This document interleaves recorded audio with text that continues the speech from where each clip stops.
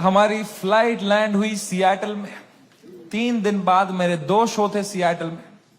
हम उतरे, मैं और बलराज मेरा बेस्ट फ्रेंड है, वो हर जगह आता है मेरे साथ, बिकॉज या he doesn't respect his family. 2 छोटे छोटे बच्चे हैं उसके। मैं निकला और गड्डी लेके,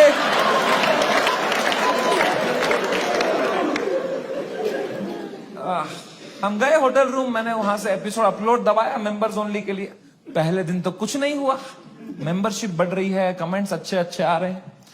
दूसरी सुबह थोड़ा हेट आने लग गया, ट्विटर पे वो क्लिप आ गई उसकी, थोड़ी गालियां पड़ने लग गई। मैंने कहा okay, it's a usual cycle. तीसरे सुबह, मेरी शो के सुबह, बलराज ने मुझे नींद से उठाया, बोला समय कांड हो गया है। मैं कहा क्या हो गया है? कह रहा बियर बाइसेप्स ने जो बोला है लोगों को बिल्कुल नहीं पसंद आया है। मैं कहा तो क्यों देख रहे हैं उसका पॉडकास्ट?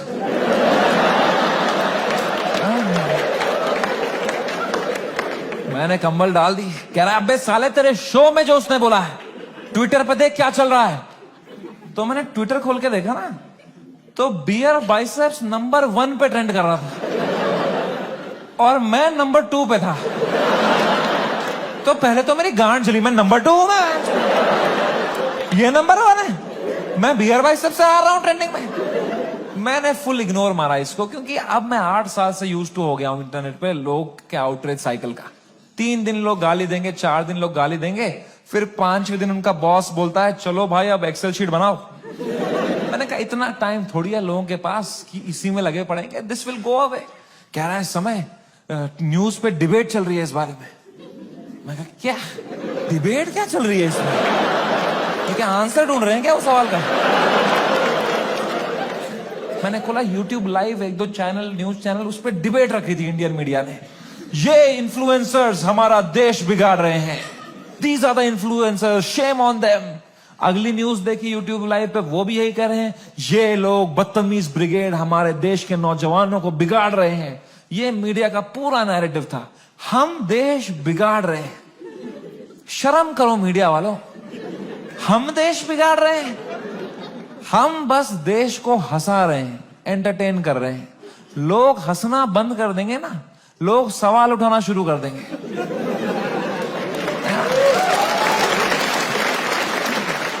वो तो हम हंसा रहे हैं तो लोग हा हा हा हा ये रील भेजो, इसमें बिजी है। हम बस लोगों को भटका रहे हैं मीडिया। Same team.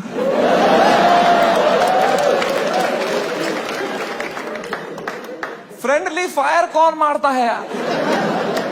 मीडिया लगी पड़ी है, टीआरपी चूस रही है हमसे। 3 दिन चूसेंगे, 4 दिन चूसेंगे, फिर कुछ और कांड हो जाएगा देश में, फिर वहां से चूस लेंगे, चले जाएंगे ये लोग, है ना? इतना बड़ा देश है, कुछ ना कुछ कांड तो होगा ही। वो 2 हफ्ता कुछ भी नहीं हुआ यार। उदित नारायण ने भी पपियां लेना बंद कर दिया था।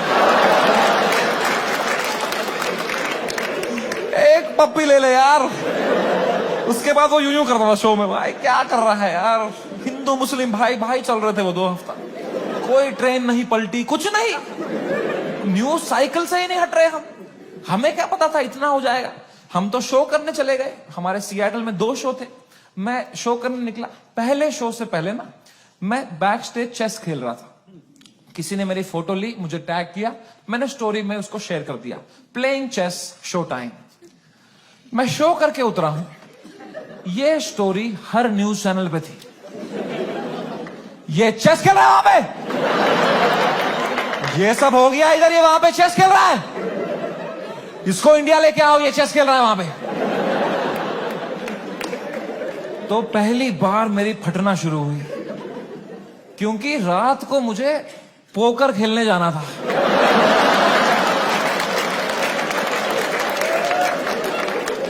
मैंने कहा अरे चेस में मेरे को इतना बोल रहे हैं, रात को जब पत्ते पीसते हुए देखेंगे मेरे को,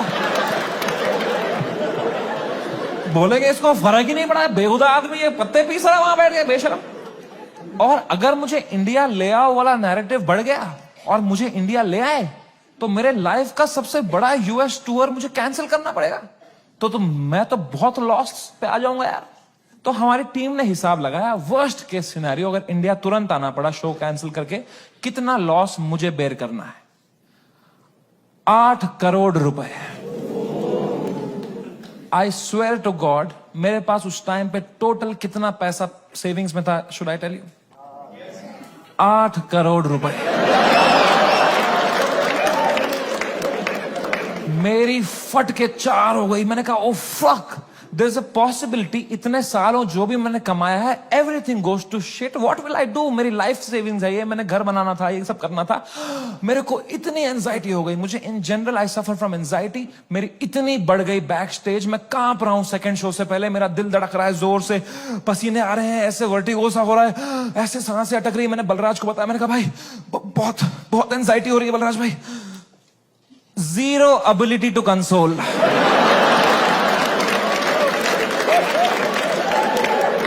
मेरे सामने चैट जीपीटी पे डाला है उसने।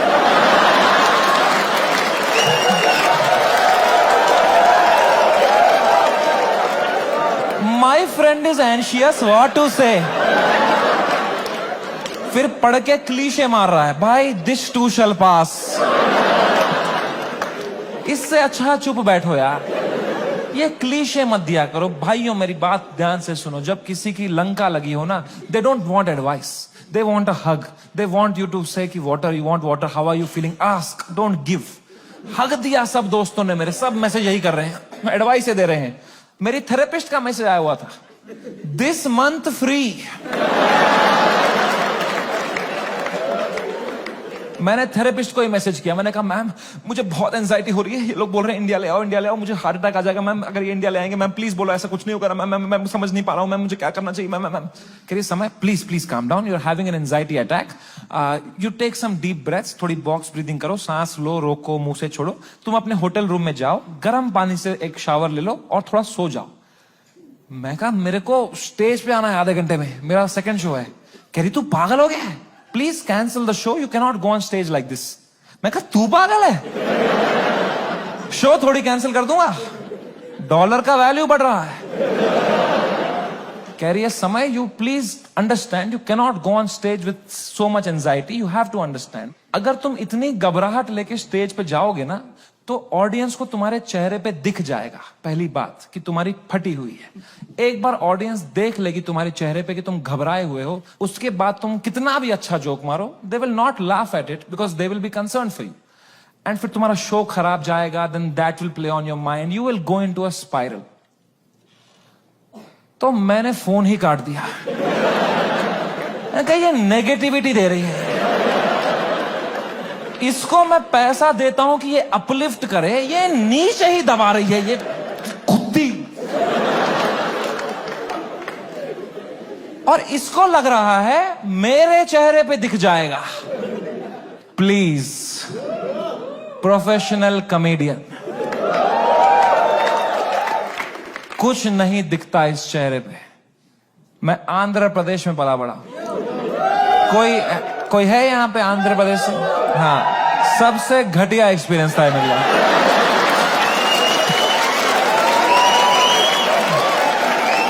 Worst experience of my life. My mom and dad got married in Kashmir. They were living a great life in the early 90s. And मेरे पापा उस टाइम पे मीडिया में बहुत अच्छी पोस्ट पे थे। वहां पे वो 15,000 रुपए कमाते थे तब। DD कश्मीर करके एक चैनल था, and he was a news reporter, very well respected guy. And फिर वहां पे मिलिटेंसी हुई, वहां पे बहुत सेपरेटिज्म हुआ, वहां पे you all know what happened, and then they had to leave the valley in early 90s। 1991 में मेरे मम्मी और papa they left Kashmir, they went to Delhi, but उनका मन नहीं लगा वहां पे, क्योंकि यार you grew up in one place, you have your everything attached, your friends, your house, your homeland.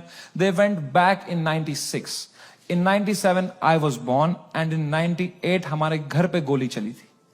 And rato raat he had to leave for his family, for our safety, and he left, and in search of a new private job, he landed in Hyderabad. And मेरे पापा का सपना था to put me in the best school of Hyderabad. वहां एक school था जो एक निजाम टाइम का कैसल था, उसको उन्होंने स्कूल बनाया था, HPS, and it was a very prestigious school. वहां की कुछ फीस 50,000 रुपए सेमेस्टर की थी, हमारी औकात नहीं थी उसमें जाने की। बट पापा ने 8-10 साल मेहनत करी, कोई सिक लीव नहीं ली, कंप्लीट ग्राइंड. कंपनी में उनको बेटर ऑफर्स आई. He still stayed loyal. He did his work very diligently. And finally when I was in 7th grade, he could afford and he put me in that school of his dreams and I went to that school.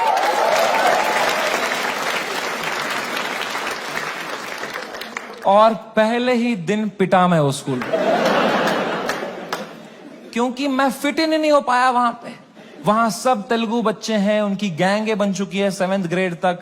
मैं suddenly कोई नया बच्चा आ गया है, अलग दिख रहा हूं, अलग बात कर रहा हूं. And dude, they just fucking bullied me for years in that school and I just did not understand why. May be because I was just the different kid. अकेला गोरा बच्चा चमक रहा हूं क्लास में. मेरे साथ रेसिज्म हुआ है, कोई मानेगा ये बात? लोग बोलते हैं नहीं यार, कालों के साथ नहीं करना चाहिए, गोरों के साथ भी नहीं करना चाहिए. बात racism and discrimination is not about who's the darker skinned. It's about who's the most different kid, who's most unlike you. And I was that kid. And for fucking years, the first whole week, वो rubber band से कुछ paper बना के मेरी आंख में मार देते थे, मेरे स्नैक्स चुरा लेते, मेरी कभी किताब फाड़ देते थे.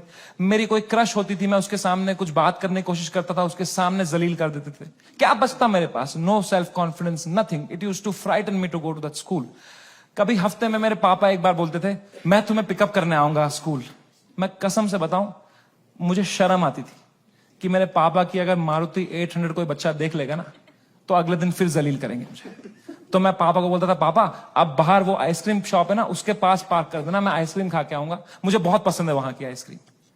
मेरे दांत सेंसिटिव है. पर क्या बोलता पापा को कि ये गाड़ी मत लाओ अंदर, औकात नहीं इस गाड़ी की आने की. उन पे क्या बीतती भाई, उनका सपना था. I couldn't break his heart like that. And if I would, तो वो भी पीटते ही. यहां भी पिटूं, वहां भी पिटूं. मम्मी को कुछ बोल देता, वो क्या करती, वो फंस जाती मेरे और पापा के बीच में. मैं उनको बोलता प्लीज पापा को मत बताना. Then she would have that guilt. तो मैं छुपा ही लेता था. मैं पिट के आता था स्कूल में. पूरी स्कूल बस रोते रहता था, बैठ के अकेला बस रोते रहता था. शर्ट फटी हुई होती थी. मैं उतरता था बस स्टॉप पे, मेरी माँ खड़ी होती थी, बड़ी इनोसेंटली पूछती थी, कैसा रहा बेटा तेरा दिन? मैं कहा क्रेजी. कह रही ये शर्ट कैसे फट गई तेरी? मैं कहा वो हम क्रिकेट खेल रहे थे तो मैं गिर गया.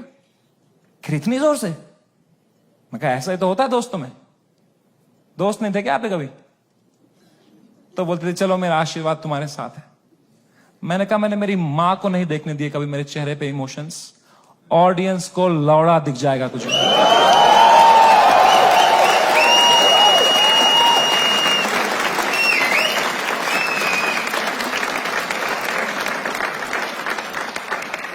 सेकेंड शो से पहले मैं बहुत घबराया हुआ था. मैं थोड़ी सांस लेने की कोशिश कर रहा था. इतने में मेरा नाम चिल्ला दिया उन्होंने, गिव इट अप फॉर समय रैना. मैंने कहा ये. लोगों ने कहा ये. मैंने कहा ये. वो 1.5 घंटा कैसे परफॉर्म किया है मुझे ही पता है. I am so proud of myself. Nobody in that room could tell.